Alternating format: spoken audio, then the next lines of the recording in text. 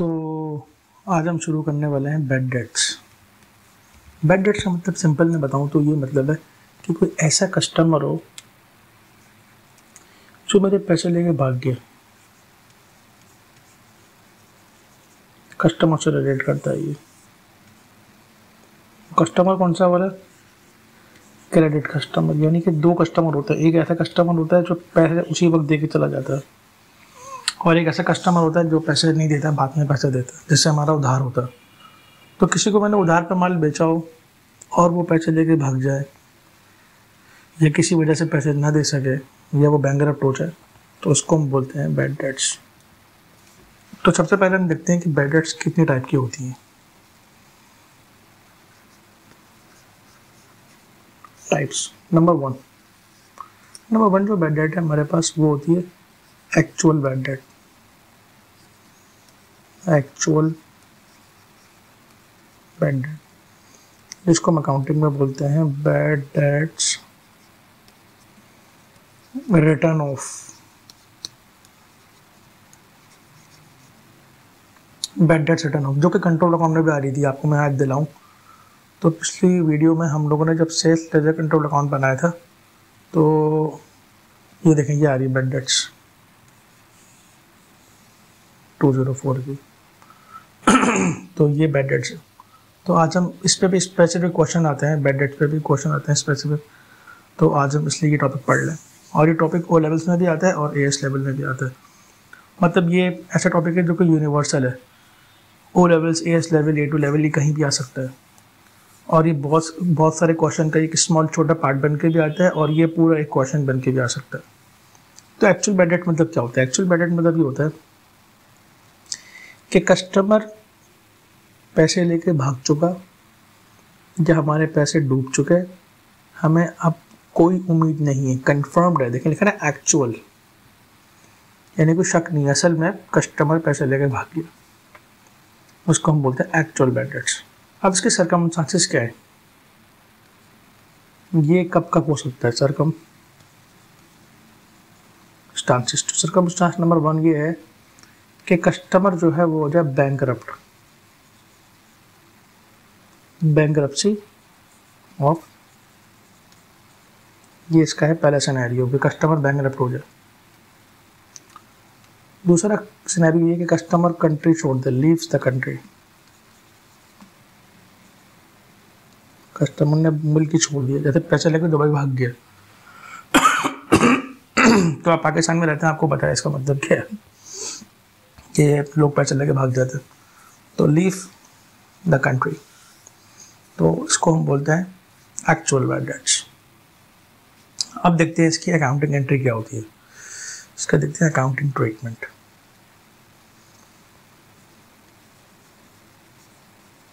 Accounting treatment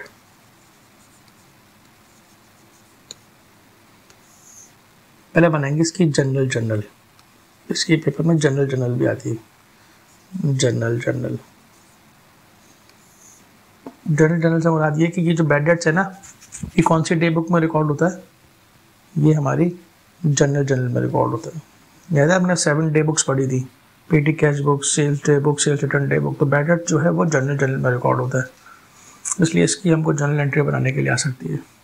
तो देखिए इसकी जनरल एंट्री ये बनती है। अगर मैं इसका कॉलम बनाऊँ डेबिट का, इसका कॉलम बनाऊँ क्रेडिट का, ये कॉलम बनाया मैंने पर्टिकुलर का, पर्टिकुलर्स, ये कॉलम बनाया मैंने डेट का। तो ऐसे कॉलम बन जाते हैं जनरल के अंदर। और बैड डेट्स को हम कर देते हैं डेबिट, और कस्टमर्स को या डेटर्स को हम कर देते हैं क्रेडिट। ये होती है इसकी जनरल एंट्री। यहाँ पे डेट आ जाती है, जो भी डेट दी हुई, जिस दिन भी डेट कह रही है। एक बात बड़ी इंपॉर्टेंट है, जो बच्चे कंफ्यूज होते हैं, वो ये है कि जो डेटर है ना, इसको हम ट्रेड रिसीवेबल भी बोलते हैं, ट्रेड, और इसका एक और नाम भी होता है, इसको हम अकाउंट रिसीवेबल भी बोलते हैं।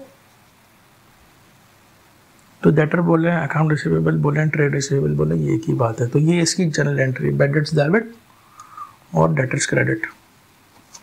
फिर इसका आता है बनाने को टी अकाउंट, लेजर। तो लेजर कैसे बनता है,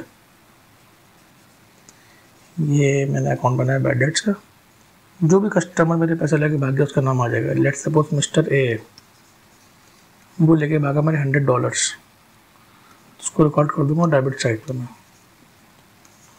क्रेडिट साइड।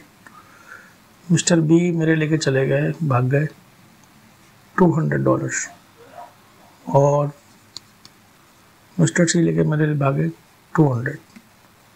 तो मैं टोटल कर लूँगा। टोटल करने के बाद मैंने देखा यहाँ पे बना कितना 500, उतना ही मैंने यहाँ पे डाल दिया क्रेडिट साइड पे, और यहाँ पे लिख दिया मैंने इनकम स्टेटमेंट 500। ये IS मतलब होता है इनकम स्टेटमेंट। आपने पेपर में शॉर्ट फॉर्म यूज़ नहीं करनी, याद रखिएगा ये बात, अपने पेपर में फुल फॉर्म यूज़ करनी इनकम स्टेटमेंट। तो एक बात बड़ी इंपॉर्टेंट है यहाँ समझने की कि इस अकाउंट के अंदर, बैड डेट्स के अकाउंट में CD BD नहीं होता।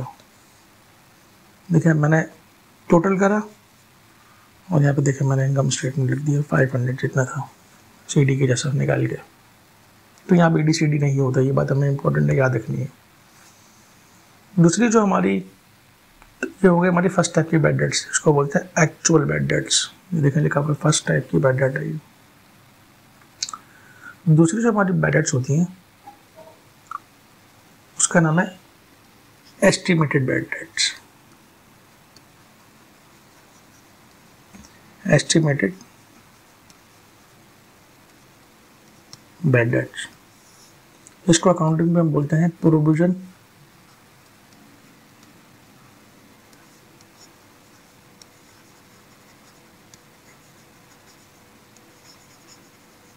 For doubtful debt. Provision for doubtful debt, ये किन किन हालात में हम रिकॉर्ड करते हैं, इसके सर्कमस्टांसेस क्या है। Number 1, due to past experience. क्या मतलब हुआ भाई, इसका मतलब ये है कि जब हम बिजनेस करते हैं तो हमको पता होता है कि हर साल कितने % लोग पैसे लेके भाग सकते हैं। तो हमारे दिमाग में हमारी प्रोफेशनल एक जजमेंट बन चुकी होती है, हमारा एक्सपीरियंस होता है कि हमें पता होता है इतने % लोग भाग जाएंगे। तो लिहाजा हम उस बेस पे एक एस्टीमेट लगा लेते हैं, कि एस्टीमेट हम कैलकुलेट कर लेते हैं। तो 5 एक्सपीरियंस हो गया पहली सर्कमस्टेंस। नंबर 2,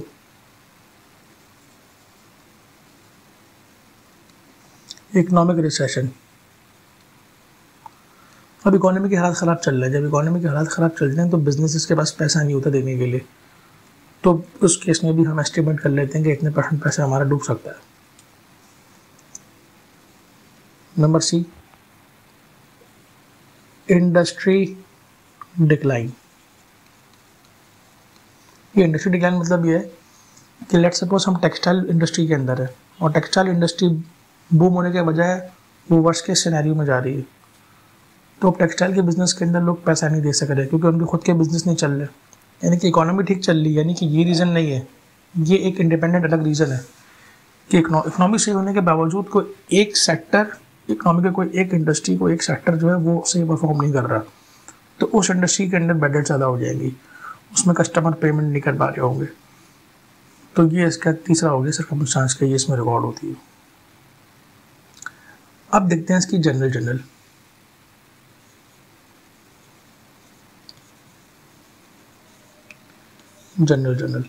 लेकिन इसकी जनरल देखने से पहले हमें देखना होगा इसका लेजर। तो पहले इसका लेजर देखते हैं किस तरह बनता है।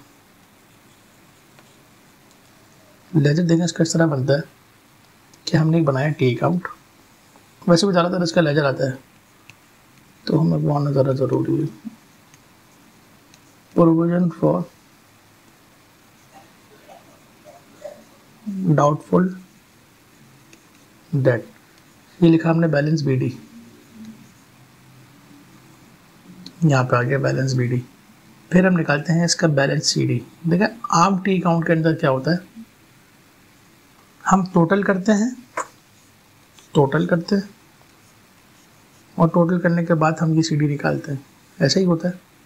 लेकिन इस केस पे बिल्कुल अलग सिनेरियो है। प्रोविजन फॉर डाउटफुल डेट के अंदर हमको CD कैलकुलेट करना होता है, यानी इसका एक फॉर्मूला होता है, बैलेंस CD का एक फॉर्मूला होता है। वो फार्मूला क्या होता है? Balance CD is equal to debtors कह लें या प्रोविजन या ट्रेड रिसीवेबल्स कह लें, debtors minus bad debts return of multiply by percentage of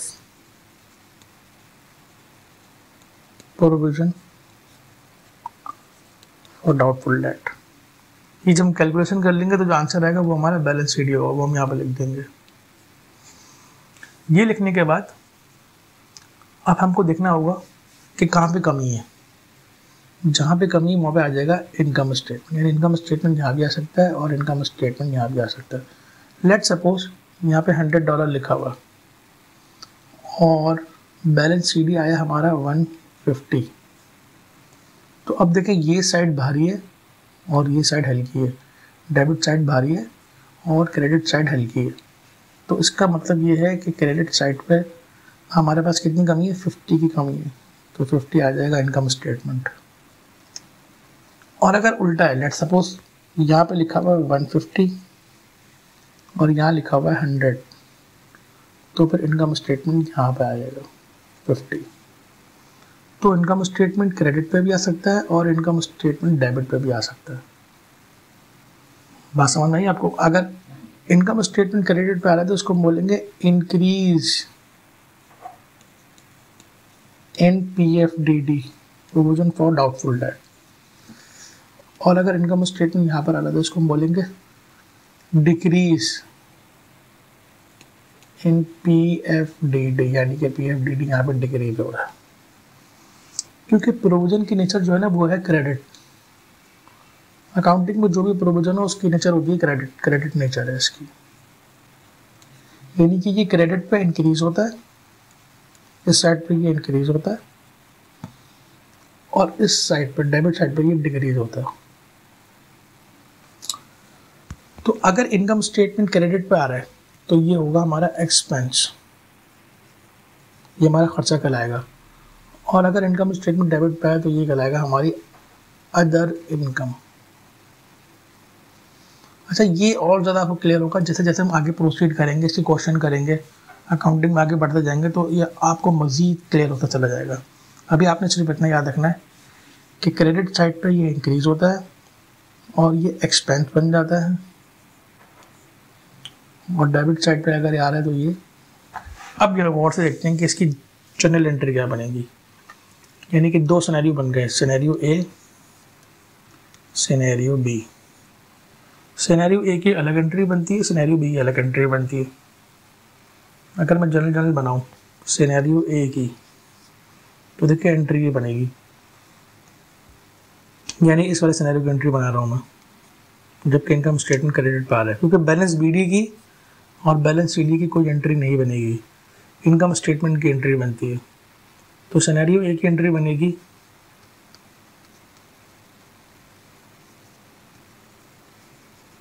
income statement debit हो जाएगा और प्रोविजन फॉर डाउटफुल डेट क्या हो जाएगा?